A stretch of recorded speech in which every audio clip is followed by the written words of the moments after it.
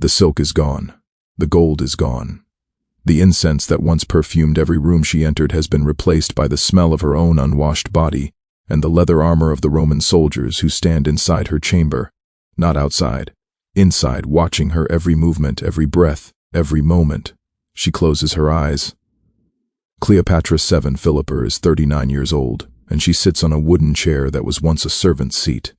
Can feel the rough grain of it through the thin linen shift they have left her to wear. Can hear the soldiers discussing her in Latin they assume she does not understand.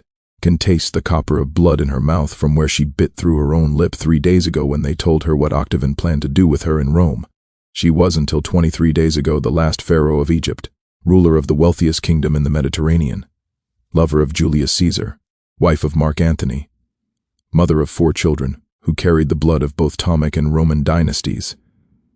She commanded fleets. She negotiated with emperors. She spoke 9 languages and could argue philosophy with scholars and strategy with generals. The Library of Alexandria existed because her ancestors built it. The lighthouse that guided ships to harbor bore her family's name. She was Isis incarnate, the living goddess, the queen of kings. Now she is a prisoner in her own palace, surrounded by men who have been given specific instructions about what they may do to keep her alive and what they may do to her while keeping her alive. Wearing a garment so thin she might as well be naked, watching the door that no longer locks from the inside, counting the hours until Octavian decides he has extracted enough information and enough degradation and enough broken compliance to transport her to Rome for what comes next. She does not know yet that her son Caesarion, 17 years old, the child she made with Julius Caesar, the boy who should have inherited both Egypt and Rome, has already been captured trying to flee to India. She does not know that he is being brought back to Alexandria, specifically so Octavian can decide whether to execute him in front of her or after she is gone. She does not know that her 3 younger children, the twins Alexander Helios and Cleopatra Selene, age 10, and little Ptolemy Philadelphia, age 6, have already been designated as property of the Roman state, to be raised in Octavian's household as living trophies of his conquest. What she knows is that the guards changed shifts 2 hours ago. What she knows is that the night shift guards are different from the day shift guards. What she knows is that the night shift commander, a centurion named Gaius Cornelius Gallus, has made it very clear what he expects from her in exchange for small mercies like water and blankets and moments of privacy to relieve herself without an audience. What she knows is that her death is the only thing she still controls, and what she does not yet know, what tonight you will learn, is that what happened to her in those final 23 days was worse than the romantic myths ever revealed, that the snake was a mercy compared to what Octavian had planned, that the woman who chose her own death did so not from romantic despair but from calculated understanding that the alternative was so horrific that oblivion was preferable. What you are about to learn has been deliberately buried for 2,000 years beneath romantic mythology that served Roman propaganda and Victorian fantasy.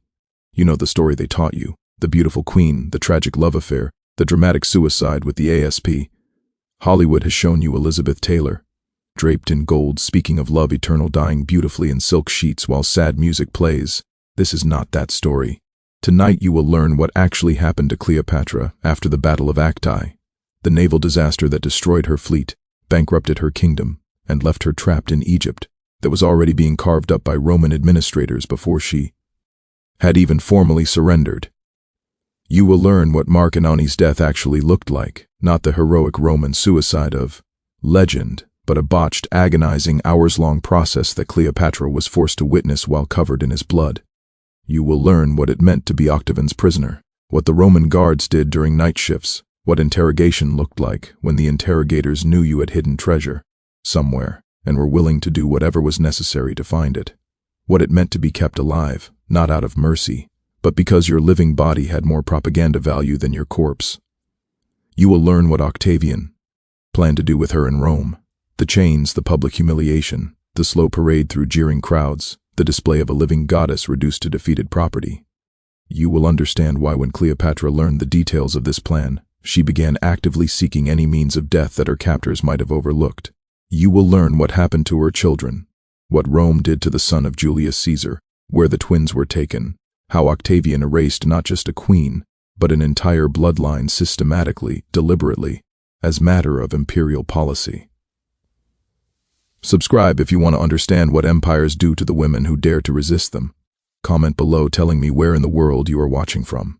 Because Cleopatra is sitting in that wooden chair listening to the guards decide what to do with her tonight. And I am going to tell you exactly what her final 23 days contained, what the history books sanitized, what the legends romanticized, what Rome wanted the world to forget. But first, I need to warn you. This is not a love story. This is not a tragedy in the classical sense. This is the systematic destruction of a human being who happened to be the last obstacle to Roman domination of the Mediterranean world. The suffering you are about to learn about was not divine punishment or romantic fate. It was policy. It was calculated. It was what empires do. Let us begin with the moment everything fell apart. The Battle of Actium was fought on September 2nd, 31 years before the Common Era in the waters off the western coast of Greece. Cleopatra commanded 60 Egyptian warships, the finest vessels in her fleet, crewed by men who had been trained in naval warfare for generations. Marc Antony commanded the combined Roman and Allied forces loyal to their cause, approximately 230 ships in total, against Octavian's 400. The numbers alone told the story, but numbers do not capture what the battle actually meant.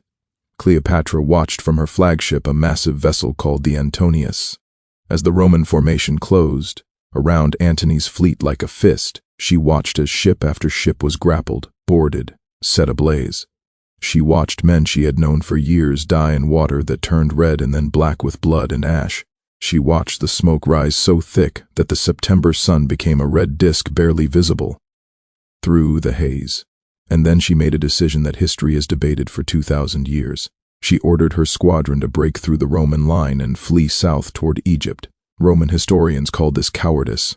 Modern historians call it strategic retreat. What it actually was, according to fragments of letters that survived in the Alexandria archives until they were destroyed centuries later, was recognition that the battle was already lost, and that preserving 60 ships and their crews, more valuable than adding them to the disaster. Antony saw her sails turning south. He abandoned his flagship, transferred to a smaller vessel, and chased after her. He left his fleet, left his men, left the battle, left everything to follow the woman he loved toward a kingdom that was already dying. They did not speak for 3 days after reuniting at sea. According to a servant who attended Cleopatra during the voyage back to Egypt, a woman named Charmion who would eventually die beside her queen, Cleopatra spent those 3 days in her cabin refusing food, refusing conversation, writing letters she immediately burned. The servant's account, preserved in fragments quoted by later historians, describes the queen's state in clinical terms that modern psychologists recognize immediately. She does not sleep, she does not eat. She sits and writes and burns and writes again. When I enter to bring water, she does not seem to see me. Her eyes are open, but they look at nothing in this world. I fear the queen is already somewhere else, somewhere inside herself, where none of us can reach her. Cleopatra was not merely grieving, she was calculating. Egypt's treasury was depleted by years of funding Antony's military campaigns. The grain harvest had failed 2 years in succession, leaving the population hungry and restless. The Roman merchants who had once filled Alexandria's markets were gone, recalled to Italy on Octavian's orders. The allied kingdoms that had once sent tribute and trade goods had already begun negotiating with Rome for separate pieces. She had perhaps 12 months before Egypt's economy collapsed entirely. She had perhaps 6 months before the population grew desperate enough to riot. She had perhaps 3 months before Octavian's armies arrived at her, borders demanding surrender, and she had a choice to make. She could negotiate, offer Octavian whatever he wanted in exchange for her children's safety and some fragment of autonomy. She could fight, fortify Alexandria, arm the population, force Rome into a siege that would cost them dearly even if they eventually won. Or she could flee, take her treasure, her children, her remaining ships, and try to establish a new kingdom somewhere beyond Rome's reach. She chose to try all three simultaneously. This was either brilliant or desperate. History has never quite decided which. The months between Actium and the final fall of Alexandria were not, as romantic histories suggest, spent in languorous despair punctuated by passionate reconciliation with Antony. They were spent in frantic activity as Cleopatra attempted to salvage something anything from the wreckage of her kingdom. She sent her treasure fleet toward the Red Sea, planning to establish a supply line for potential escape to India. The fleet was captured by Arab tribes allied with Rome before it cleared the Arabian Peninsula. 15 ships, their holds full of gold and silver and precious gems accumulated over 3 centuries of Ptolemaic rule, fell into hands that would eventually deliver them to Octavian. She negotiated with Rome through intermediaries, offering to abdicate in favor of her children if they could be guaranteed safety and some nominal independence. Octavian's response, delivered through a freedman named Thyrsis, was deliberately ambiguous, promising nothing while implying everything, keeping her uncertain while his armies advanced. She fortified Alexandria's harbors, trained new crews for her remaining ships, stockpiled weapons and supplies for a siege. The preparations were visible to anyone who watched, which meant they were visible to the Roman agents who had infiltrated her court at every level. And she began to collect poisons. This detail comes from multiple sources, Roman, Egyptian, and Greek, all of whom confirmed that Cleopatra spent considerable effort during these months testing various toxic substances on condemned prisoners. She wanted to know which poisons killed quickly, which killed slowly, which caused pain, which caused peaceful unconsciousness. She was studying death the way she had once studied philosophy, with methodical attention to detail. A document fragment preserved in the Vatican archives, copied from an earlier source that no longer exists, describes one such test in clinical detail. The Queen observed the administration of hemlock to a prisoner condemned for theft. The death required 4 hours. The prisoner experienced paralysis, beginning in the extremities and progressing toward the heart. Consciousness was maintained until near the end. The Queen noted this was unacceptable and ordered different substances tested. She was preparing her escape route, the only one Octavian could not block. Meanwhile, her isolation deepened. The courtiers who had once filled her palace began disappearing, some fleeing to Rome to negotiate their own sureners, some simply vanishing in the night to avoid being present when the end came. The servants who remained grew fewer. The guards who had once protected her began to watch her with different eyes, calculating whose favor they would need to survive the transition to Roman rule. Antony noticed none of this. He had retreated into a structure he built on the harbor, which he called the Timonium, after the famous Athenian misanthrope, who had withdrawn from human society in disgust. He spent his days drinking, his nights drinking more, and his occasional moments of clarity raging against friends who had betrayed him, gods who had abandoned him, fate that had turned against him. Cleopatra visited him sometimes. The visits grew shorter. There was less to say. A fragment attributed to Charmion describes one such visit. The Queen went to the Timonium to speak with the Imperator about provisions for the siege. She found him insensible from wine. She sat beside him for 1 hour, watching him breathe, not speaking. When she left, she said to me, "He is already dead. His body simply has not realized it yet." She did not visit again for 12 days. By the time Roman legions reached Egypt's borders in the summer of 30 years before the Common Era, Cleopatra was effectively ruling alone, making decisions, directing defenses, negotiating with enemies, while her husband drank himself toward oblivion in a building designed for isolation. She was already alone. The siege would simply make it official. The final battle for Alexandria was not a battle at all. When Octavian's forces approached the city on August 1st, 30 years before the Common Era, Antony roused himself from his stupor long enough to lead what remained of his cavalry against the Roman advance. It was a gesture, a final assertion of Roman martial identity from a man who had once been one of Rome's greatest generals. The cavalry deserted. Some surrendered to Octavian's forces. Some simply rode away. Antony returned to Alexandria with a handful of loyalists, having accomplished nothing except confirming that his cause was hopeless. The fleet Cleopatra's Remi Ning ships, the last significant military asset Egypt possessed, surrendered without fighting. The crews rowed out to meet the Roman navy, raised their oars in salute to Octavian, and joined his forces. Years of training, fortune spent on construction and maintenance, generations of naval tradition, all of it evaporated in a single morning. By noon, Alexandria was effectively undefended. By evening, Roman troops were entering the city. By nightfall, Cleopatra had retreated to her mausoleum, a massive stone structure she had built beside the temple of Isis, designed to house her body for eternity, and barred the doors from inside. What happened next has been told so many times that the original shape of events has been obscured by centuries of retelling. Let me tell you what actually happened based on the sources that survive. Cleopatra sent a message to Antony informing him that she was dead. This was not a lie designed to hurt him. It was a test she wanted to see how he would respond, whether he would attempt to negotiate with Rome, or whether he would follow her into death. She was gathering information even now, even as her world collapsed. Antony's response was immediate and decisive. He drew his sword and stabbed himself in the abdomen, but he did not die. The wound was serious, but not immediately fatal. He had missed the major blood vessels, pierced the intestines without severing anything critical.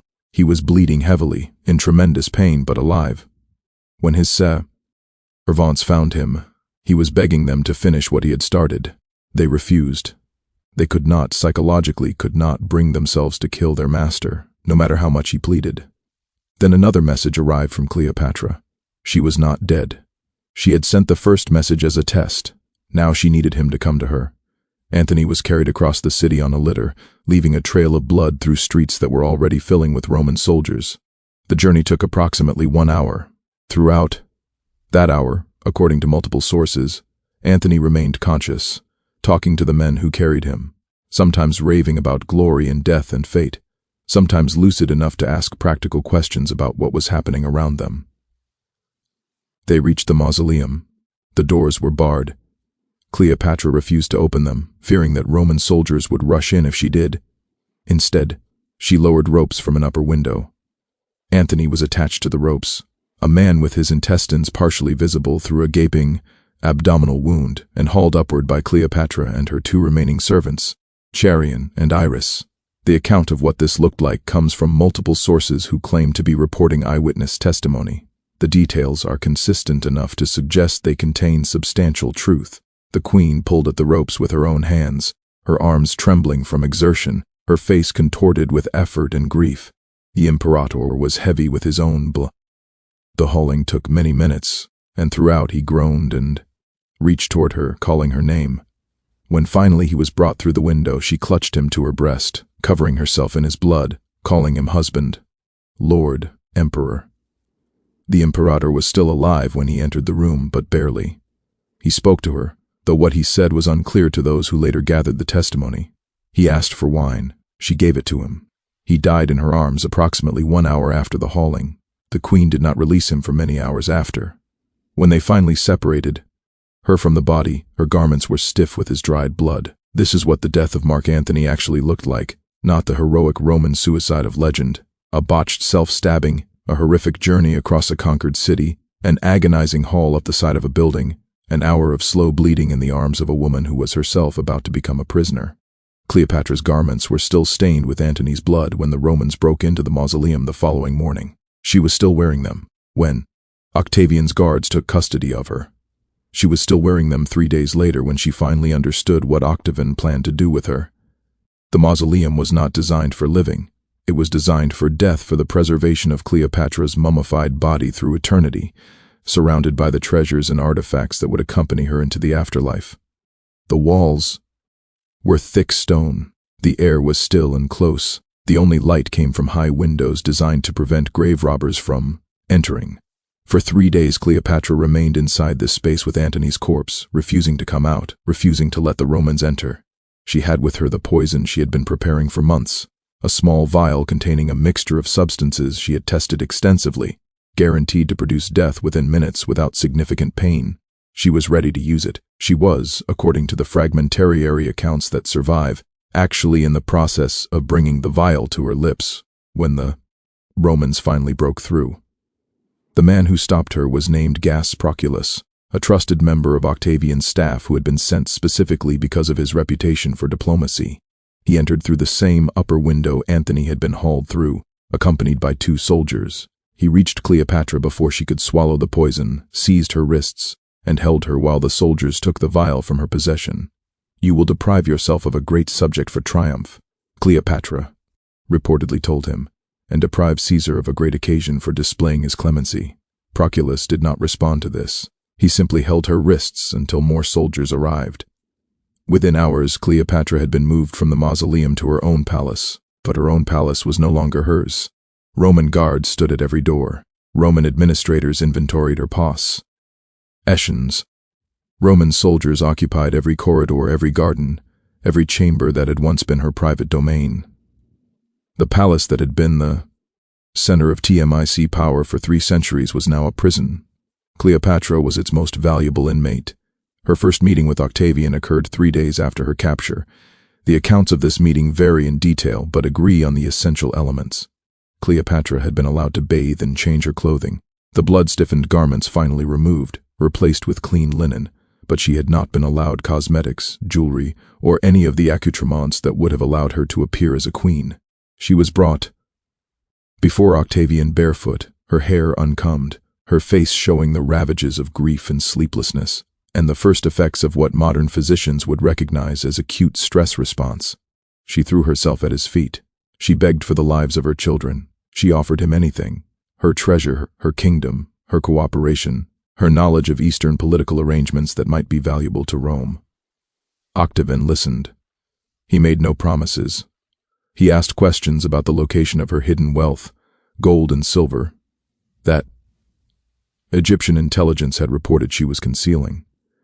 When she gave evasive answers, his tone changed. "The queen should understand," he reportedly said, "that her continued existence depends entirely on her usefulness to Rome. As long as she provides value, she will be provided for. When she ceases to provide value, other arrangements will be made." The interrogations began that evening. The Roman system for extracting information from valuable prisoners was sophisticated and effective. It did not rely primarily on crude physical torture, though that was available if necessary. It relied on psychological pressure applied systematically over time, designed to break resistance without damaging the prisoner's body to the point where public display would be compromised. Cleopatra was not tortured in the conventional sense. She was subjected to something worse. The guards who watched her were rotated on 8-hour shifts. The day shift guards were professional. They watched, they reported, they maintained order, but they did not interact with her beyond what duty required. The night shift guards were different. The night shift commander, Gaius Cornelius Gallus, would later become the first Roman prefect of Egypt, rewarded for his service during the conquest. During the 23 days of Cleopatra's captivity, he was simply a centurion with absolute power over a prisoner whose complaints would never reach anyone who cared. What happened during the night shifts is not explicitly described in surviving sources. Roman historians were not interested in documenting the mistreatment of a foreign queen, and Egyptian sources from this period were systematically destroyed. But the patterns are visible in what the sources do say. Cleopatra was denied sleep.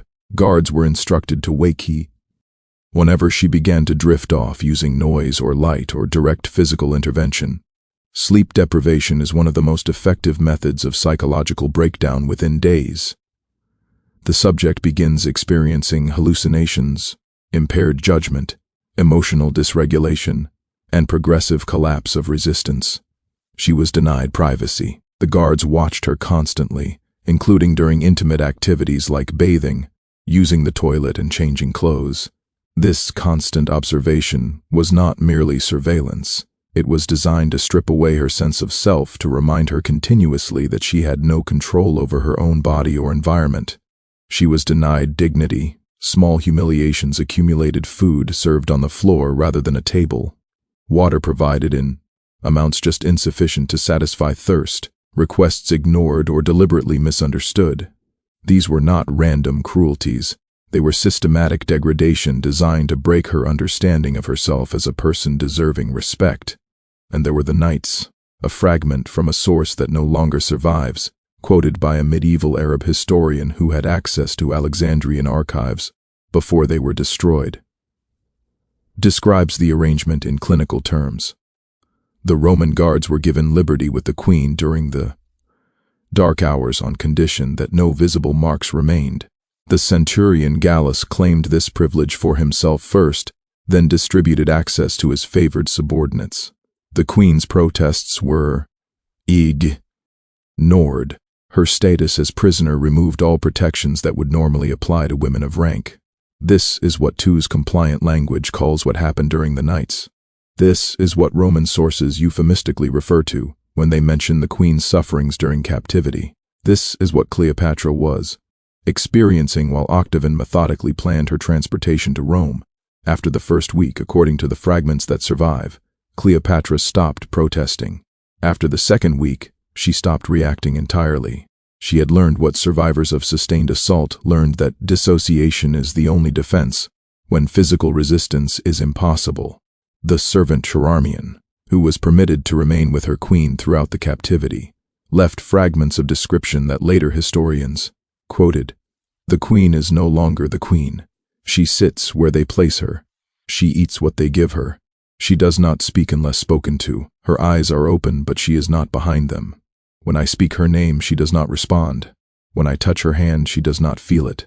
She has gone somewhere else, somewhere inside, somewhere they cannot reach her, but I fear she cannot come back. This was the state Cleopatra was in when she learned what Octavian intended to do with her in Rome.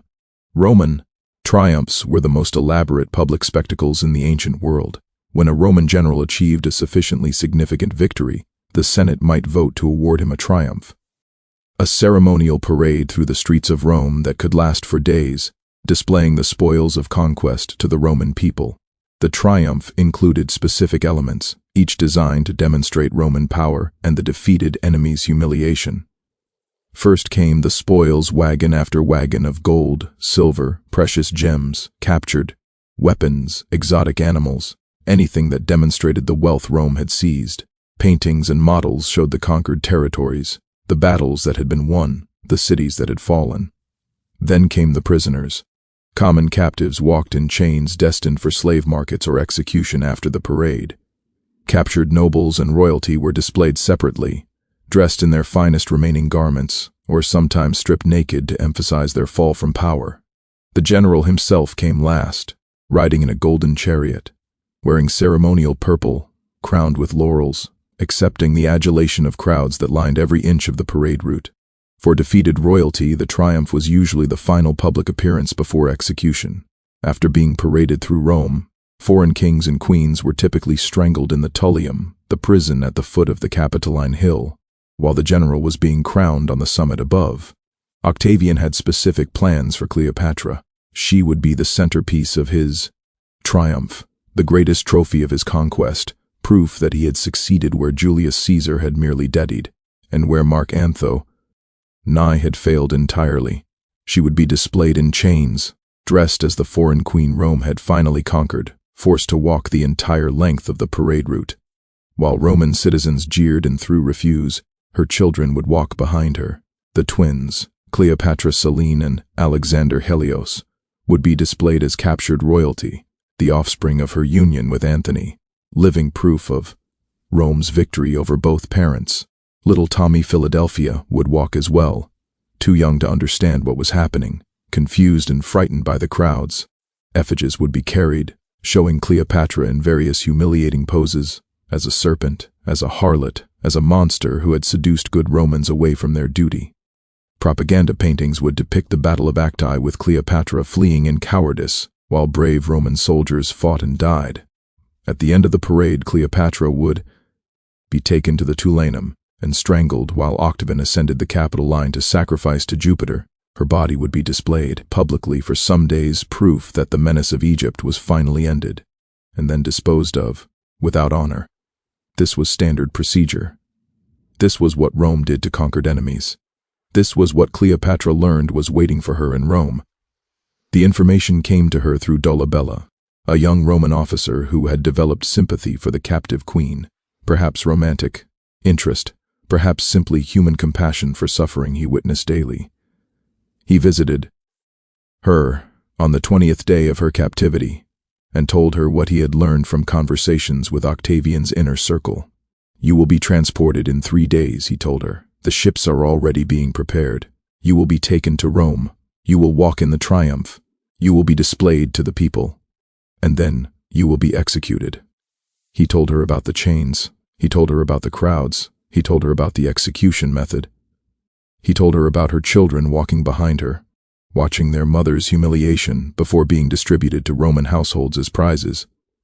Cleopatra listened to all of this without expression. When he finished, she asked a single question. And my son Caesarion, what of him? Dolabella hesitated. Then he told her Caesarion had been captured while attempting to flee to India. He had been brought back to Alexandria. Octavian had already decided his fate. The son of Julius Caesar could not be permitted to live. He was too dangerous. A potential rallying point for anyone who opposed Octavian's rule. A living reminder that Caesar's bloodline continued through a woman Octavian had just conquered. There could be no mercy for him. Caesarion would be executed. Not publicly. Not as part of the triumph that would give him too much dignity, too much significance. He would simply be killed quietly, his body disposed of without ceremony, his existence erased from history as thoroughly as possible. Octavian has been advised, Dolabella told her, that too many Caesars is not a good thing. This was when Cleopatra understood with complete clarity what she had to do. The romantic narratives would have you believe that Cleopatra chose death out of grief for Antony, that losing her lover made life unbearable, that she died for love in the classical tradition of tragic heroines. This is not what happened. Cleopatra chose death because she had performed the calculations and death was the only acceptable outcome remaining. If she lived, she would be transported to Rome. She would be paraded through the streets in chains. She would be displayed to crowds who would mock and humiliate her. She would be strangled in a prison cell while Octavian celebrated above her. Her body would be displayed as a trophy and then discarded. Her children would watch all of this. Her daughter, Cleopatra Selene, 10 years old, would see her mother degraded and killed. Her sons would see it.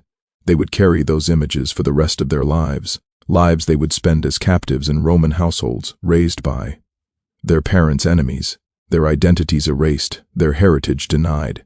If she died now, before the transportation, several things changed. Octavian would be denied his greatest trophy. His triumph would proceed, but without the centerpiece he had planned. The propaganda value of displaying Cleopatra in chains would be lost. Her death would become part of her legend, rather than her humiliation. She would be remembered as the queen who chose her own end, rather than submit to Roman domination. Her children might still face difficulty, but they would not have to watch their mother's degradation. They would not carry those images. They might possibly, with luck, be treated with some measure of dignity as the offspring of a royal house, rather than as the children of a publicly humiliated captive. And she would escape. She would escape the nights with the guards. She would escape the interrogations. She would escape the chains and the crowds and the strangling hands of the executioner. She would escape all of it permanently, irrevocably. The only question was how. Octavian's guards had removed every obvious means of self-harm from her quarters. They had taken her poison, the carefully tested mixture that would have provided quick, painless death. They watched her constantly, preventing her from obtaining weapons or gaining access to heights from which she might throw herself. They had even taken her clothing pins, anything that might be sharpened into a blade. But they had not thought of everything. Cleopatra had spent months studying death. She knew substances, methods, delivery mechanisms. She knew that the ASP, the Egyptian cobra, delivered venom that killed quickly but not instantly, painlessly after the initial bite, leaving the body unmarked and apparently peaceful. She knew that cobra venom was available in Alexandria, if one knew who to ask. She knew that her servants Charmion and Iras were still loyal. They had watched everything had been done to her. They had been powerless to prevent it. But they could still help her with this one final thing. The plan was simple. She would send a message to Octavian requesting permission to make offerings at Antony's tomb, which had been allowed despite his death. This would require guards, of course, but it would also establish that she was resigned to her fate, cooperative, no longer a threat, requiring maximum vigilance. Upon her return from the tomb, she would request a meal. The meal would be delivered in a basket, as was customary. Concealed in the basket, beneath figs or flowers, or whatever other innocent contents her servants could arrange, would be the cobra. The guards would not check the basket carefully because they would not be looking for snakes. Who would think of snakes? Who would imagine that a prisoner would deliberately introduce a deadly viper into her own quarters? It was elegant. It was simple. It was exactly the kind of solution that Cleopatra had spent her entire life devising, using her enemies' assumptions against them, finding the gap in their thinking and exploiting it perfectly. She had 3 days before the ships departed for Rome. She would not be on them. Before we reach the end, you need to understand what happened to the children because Cleopatra understood it. and understanding it explains why her death was not despair but strategy.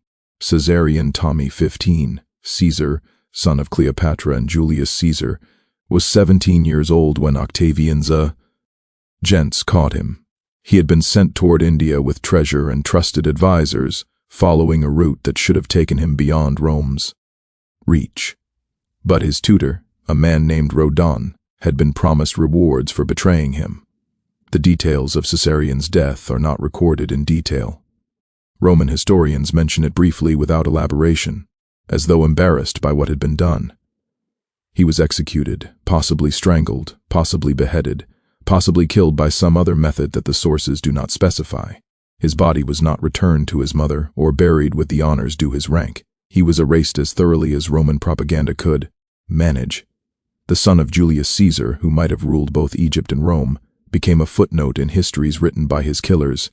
Cleopatra learned of his death on the 21st day of her captivity. The information came from Dolabella, the same officer who had warned her about the triumph. The sources that describe her reaction are fragmentary but consistent. The queen received the news in silence. She did not weep. She did not cry out. She sat very still for a long time, and when she finally spoke, she asked only whether the death had been quick. When told that it had, she nodded once and said nothing more. The next morning, she sent her request to visit Antony's tomb. She had already made her decision. Learning of Caesarion's death simply confirmed that there was nothing left to lose. Her other children, the twins and little Ptolemy, said different but equally grim fates. After Cleopatra's death, all three were transported to Rome. They walked in Octavian's triumph after all, not behind their mother, but as part of the general procession of Egyptian spoils. They wore golden chains dressed in their finest remaining royal garments, displayed as prizes to the Roman crowd. Following the triumph, they were taken into Octavian's household, not adopted, never given the status of family members, but kept as a curious kind of trophy pet, living proof of Roman victory, raised in the household of the man who had destroyed their parents. Young Ptolemy Philadelphus disappears from historical records sometime after the triumph. He was 6 years old when last mentioned. He may have died young disease, accident, the general hazards of childhood in the ancient world. He may have been killed when his continued existence became inconvenient. We do not know. Alexander Helios, the male twin, also disappears from historical records after the triumph. He was 10 years old. His fate is unknown. Only Cleopatra Selene survived long enough to have a documented later life. She was eventually married to Juba II, a Romanized African king, and given nominal rule over Mauritania. She lived into her 32s, had children, ruled a kingdom, but she did so entirely under Roman authority, her identity as Cleopatra's daughter both displayed and controlled, her existence proof that Rome could domesticate even the bloodline of its test enemies. She named her son Tammy after her lost brothers in the dynasty that had ended with her mother. This son would eventually be executed by the Emperor Caligula, ending the Ptolemaic bloodline entirely. Cleopatra understood as she prepared for death that she could not save her children. The twins would be taken regardless of what she did. Caesarion was already dead. Little Ptolemy's fate was beyond her control. But she could spare them one thing. She could spare them the image of their mother in chains, degraded, humiliated, strangled in a Roman prison. She could give them a death to remember that was not shameful, but defiant. A queen who chose her own end rather than submit. It was the only gift she had left to give. The morning of August 12th, 30 years before the Common Era, Cleopatra sent her request to visit Antony's tomb. Permission was granted. She was escorted by guards to the mausoleum where Antony's body had been prepared for burial. Roman style now, not Egyptian. His form laid out rather than mummified. His features preserved with wax and unguents that would delay decay. She spent approximately 1 hour at the tomb. The guards watched from a respectful distance, close enough to prevent escape, but far enough to allow the appearance of privacy. They saw her weeping. They saw her speaking to the body. They saw her placing flowers and making offerings. They did not see that she was saying goodbye. They did not understand that she had already decided never to see the place again. Upon returning to her quarters, she bathed. This was unusual. She had not requested a bath in days, but not suspicious. Perhaps she was finally accepting her fate. Perhaps she was preparing herself for the journey to Rome. She dressed in her finest remaining garments, not the royal regalia, which had been confiscated, but a simple linen dress of high quality. She asked for food to be brought. The basket arrived sometime in the early afternoon. It contained figs, according to the most common account, though other sources mentioned flowers or grapes. The guards inspected it casually. They were looking for weapons, for poison vials, for implements of self-harm. They were not looking for the small cobra concealed beneath the fruit. What happened next is not directly witnessed. The guards remained outside the chamber. By the time they entered, it was over. The sources describe what the guards found when they finally opened the door. The queen was upon a golden couch, dressed as if for ceremony, arranged as though sleeping. One of her women was dead at her feet. Charmion, barely alive, was adjusting the crown upon the queen's head. A guard asked if this was well done, and Charmion replied, "It is very well done, and fitting for a princess descended from so many kings." Then she too fell dead beside her mistress. The romantic version has the cobra at Cleopatra's breast, a deliberate theatrical image. The reality was probably different. Cobra handlers typically placed the snake against the arm or hand where it would bite and then be contained before it could escape. The snake was never found. Whether it had slithered away, been concealed by servants, or never existed at all. Some historians suggest poison smuggled in. Separately remains uncertain. What is certain is that Cleopatra died on her own terms in her own time by her own choice. She was 39 years old. She had ruled Egypt for 21 years. She had been a captive for 23 days. Octavian, when he received the news, reportedly expressed disappointment that he had been deprived of his greatest trophy. But he also reportedly expressed admiration genuine or performed for the manner of her death. "She shall be buried beside Antony," he ordered. "She has earned that much." It was a strange kind of tribute, from the man who had destroyed her. But it was also an acknowledgement that Cleopatra had won the final battle. She had denied him the triumph he wanted. She had controlled the one thing that remained within her power. She had chosen her own end. Cleopatra's body was prepared for burial with honors that Octavian permitted as a gesture of magnanimity. She was interred beside Antony in the mausoleum she had built, the tomb she had designed for her own eternal rest, now become her actual resting place through circumstances she had not anticipated. Her kingdom ceased to exist. Egypt became a Roman province, its wealth absorbed into the imperial treasury, its grain shipped to feed Roman citizens, its ancient culture systematically subordinated to Roman rule. The Ptolemaic dynasty, which had ruled for nearly 3 centuries, ended with Cleopatra's breath. The Library of Alexandria continued for some years, but its independence was compromised. Roman administrators controlled what was collected, what was preserved, what was permitted to be studied. The intellectual tradition that had made Alexandria the center of the ancient world began its long decline toward the destruction that would eventually claim most of its treasures. Cleopatra's name became a symbol first of Roman triumph, later of exotic sexuality, eventually of tragic romance. Each age reshaped her according to its own needs. The medieval world made her a cautionary tale about female ambition. The Renaissance rediscovered her as a figure of classical tragedy. The Victorians romanticized her love affair while condemning her sexuality. Hollywood transformed her into spectacle. Through all these transformations, the reality of her final days was obscured. The suffering was elided. The systematic degradation was sanitized into romantic tragedy. The strategic nature of her suicide was sentimentalized into death for love. But the truth persisted in fragments, in quotes from lost sources, in details too specific to be invented, in the patterns that emerge when multiple accounts are compared carefully. The truth is that Cleopatra did not die for love. She died because the alternative was worse. The truth is that her final weeks were not spent in romantic grief, but in systematic brutalization, designed to break her resistance and extract her cooperation. The truth is that she chose death not as escape from heartbreak, but as escape from horrors that were explicitly described to her: chains, humiliation, public degradation, execution. The truth is that her suicide was not surrender but victory, the only victory still available to her. the final assertion of control over a life that Rome had attempted to reduce to property. Modern historians who have examined the fragmentary evidence from Cleopatra's final days recognize patterns that were invisible to earlier scholars. The description of her psychological state during captivity matches what contemporary trauma specialists identify as acute stress response progressing toward complex post-traumatic stress disorder. The dissociation described by Charmion, the queen who was no longer behind her eyes, is a documented survival mechanism in victims of sustained assault.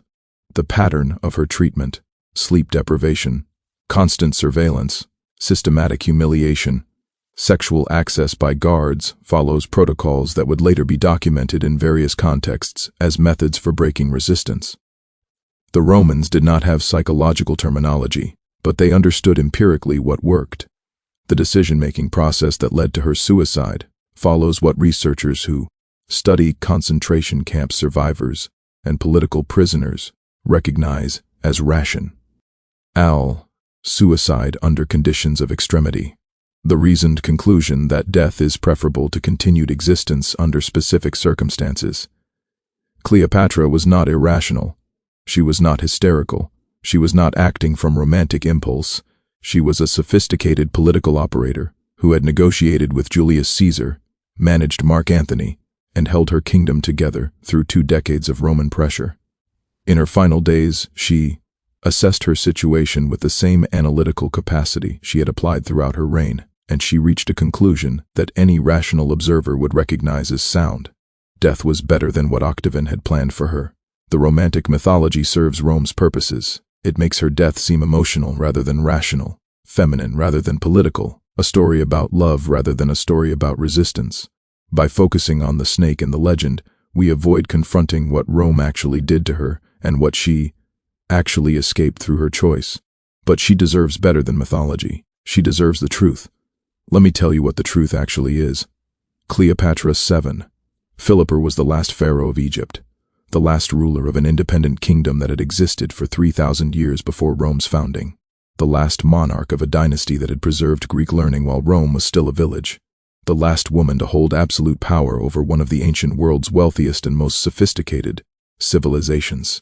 She was captured by an empire that viewed her as property, as a trophy to be displayed, a symbol to be degraded, a threat to be eliminated. She was held for 23 days, during which she was denied sleep, denied privacy, denied dignity, and subjected to violations that the sources describe only euphemistically, but that the patterns made clear. She was told exactly what awaited her in Rome: the chains, the crowds, the humiliation, the execution. She was told that her children would be forced to watch. She was told that her son was already dead, killed because his bloodline was too dangerous to preserve. And she made a choice. She chose to deny Rome its triumph. She chose to control the manner of her own death. She chose to transform her end from humiliation into defiance, from defeat into legend. The snake, if there was a snake, was not a romantic symbol. It was a weapon, the last weapon she had access to, deployed with the same strategic intelligence she had applied throughout her reign. Her death was not tragedy in the romantic sense. It was victory, the only victory still available, the final assertion of agency by a woman who had been systematically stripped of everything else. Remember Cleopatra, not the Hollywood version, not the romantic legend, not the cautionary tale about female ambition or exotic seductress. Remember the woman who ruled a kingdom for 21 years against constant Roman pressure. Remember the mother who sent her son toward India, hoping he might escape, and learned of his execution while trapped in her own palace. Remember the prisoner who endured 23 days of systematic brutalization and emerged with her strategic capacity intact, able to plan and execute her own end despite constant surveillance. Remember that she was 39 years old, not young, not beautiful in the way legends suggest, but experienced and intelligent and capable of reading situations with devastating accuracy. Remember that she chose death not because she could not bear to live without Antony, but because she understood exactly what Rome intended to do to her and found that understanding unbearable. Remember that the romantic mythology was Roman propaganda designed to make her death seem emotional and feminine rather than rational and political. Remember that she won the final battle by denying Octavian the trophy he wanted. Remember that her children walked in his triumph anyway, but at least they did not have to watch their mother in chains. Remember that her daughter survived, married a king, named her son Ptolemy, in defiance of Roman attempts to erase her heritage. Remember that Cleopatra's tomb has never been found, that somewhere beneath the sands of Alexandria or the waters of the harbor, her body may still rest beside Antony's, hidden from the empire that tried to claim even her death as Roman property. For Caesarion, 17 years old, son of Julius Caesar and Cleopatra, executed because his bloodline was too dangerous to survive. For Alexander Helios and Ptolemy Philadelphia, 10 years old and 6 years old, who disappeared from history after being displayed in Octavian's triumph, their fates unknown, their lives erased. For Cleopatra Selene, who survived to become a queen, but only as Rome permitted, whose son was eventually murdered by Caligula, ending the Ptolemaic line forever. For Charmion and Iras, servants who chose to die with their queen rather than survive to serve Roman masters, whose final act was adjusting the crown on Cleopatra's head, so she would be found looking like royalty. For every person in that palace during those 23 days who witnessed what was done and could not prevent it. For the kingdom of Egypt, which ceased to exist as an independent nation and would not regain full independence for nearly 2,000 years. Cleopatra did not lose to a snake. She did not lose to tragic love. She did not lose to feminine weakness or exotic excess or any of the other explanations that Roman propaganda and later romanticization have offered. She lost to Rome, to the overwhelming military and political power of an empire that was consuming the Mediterranean world, that would eventually control everything from Britain to Mesopotamia, that had decided her kingdom would become a province and her person would become a trophy. But in her final act, she denied them the complete victory they wanted. She chose her own death. She controlled her own end. She transformed her story from humiliation to defiance. And that is why we still remember her name 2,000 years later. Not because she was beautiful, not because she loved dramatically, but because she refused to let Rome write the final chapter of her story. She wrote it herself. This is what actually happened to Cleopatra in her final days. This is what the romantic legends were designed to obscure. This is what Rome wanted the world to forget, that they broke her, brutalized her, planned to humiliate her in ways that made death preferable, and still she found a way to win. Subscribe if you want more hidden histories revealed. Comment below telling me where in the world you are watching from. Share this video with anyone who thinks they know Cleopatra's story but has only heard the mythology. Cleopatra's story, stripped of centuries of myth-making, is not a tale of doomed romance.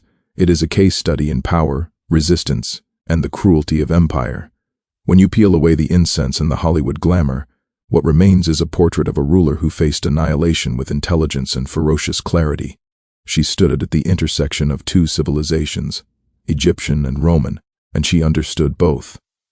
Her final 23 days reveal not a broken lover but a strategist forced into an impossible corner, surrounded by an occupying force that sought to make her body and her sovereignty into trophies. Every humiliation she endured was policy, Rome asserting mastery not only over a nation but over a woman who had dared to wield authority equal to their Caesars. Her suicide was neither melodrama. Surrender, it was the last act of control left to her. Denying Octavian his spectacle of degradation, she rewrote her ending from victimhood into defiance. In doing so, she turned the empire's narrative machine against itself. Rome could conquer her kingdom, but not her choice. That quiet, deliberate act of agency is why her name survived when those of her conquerors faded into the dust of their own marble monuments. Cleopatra's true legacy is not her beauty or her lovers. It is her unbroken will, the decision, in the end, to die as a queen rather than live as a captive. Cleopatra's story, stripped of centuries of myth-making, is not a tale of doomed romance. It is a case study in power, resistance, and the cruelty of empire. When you peel away the incense and the Hollywood glamour, what remains is a portrait of a ruler who faced annihilation with intelligence and ferocious clarity. She stood at the intersection of two civilizations, Egyptian and Roman, and she understood both. Her final 23 days reveal not a broken lover, but a strategist forced into an impossible corner, surrounded by an occupying force that sought to make her body and her sovereignty into trophies. Every humiliation she endured was policy, Rome asserting mastery not only over a nation but over a woman who had dared to wield authority equal to their Caesars. Her suicide was neither melodrama nor surrender. It was the last act of control left to her. Denying Octavian his spectacle of degradation, she rewrote her ending from victimhood into defiance. In doing so, she turned the empire's narrative machine against itself. Rome could conquer her kingdom, but not her choice. That quiet, deliberate act of agency is why her name survived when those of her conquerors faded into the dust of their own marble monuments. Cleopatra's true legacy is not her beauty or her lovers. It is her unbroken will, the decision, in the end, to die as a queen rather than live as a captive. Her death was not romance, it was strategy. Her suicide was not despair, it was defiance. Her legend is not tragedy, it is victory, the only victory she had left. Remember Cleopatra, remember the truth. Remember, hungry historians,